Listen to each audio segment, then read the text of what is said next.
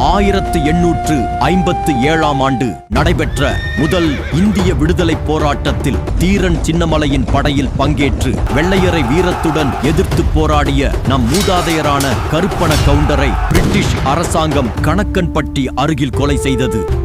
இவரது 6 வாரிசுகளும் தங்களது குடும்பத்துடன் வெள்ளகோயில் அருள்மிகு வீரகுமாரசாமி கோயிலிலிருந்து பிடிமண் எடுத்து வந்து அவர் இறந்த இடத்தில் அருள்மிகு கருப்பணசாமி ஆலயம் அமைத்து காவல் தெய்வமாக வழிபட்டு வந்தனர். இக்கோயில் கணக்கன்பட்டியிலிருந்து எரமநாயக்கன்பட்டி செல்லும் சாலையில் பொட்டம்பட்டி குடிநீர் கிணற்றுக்கு மேற்கு புறமாக அமைந்துள்ளது.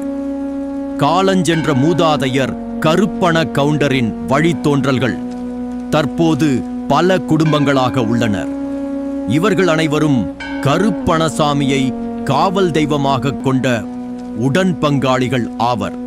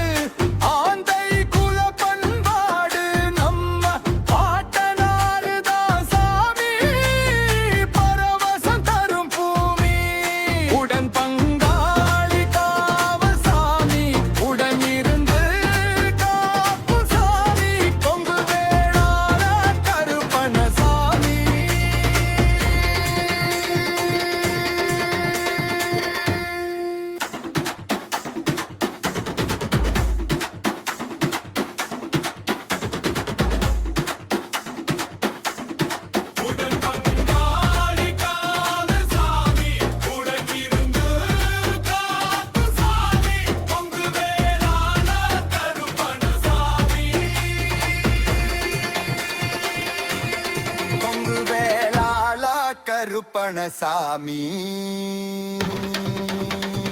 பொங்கல் வைக்க குடும்பமாவான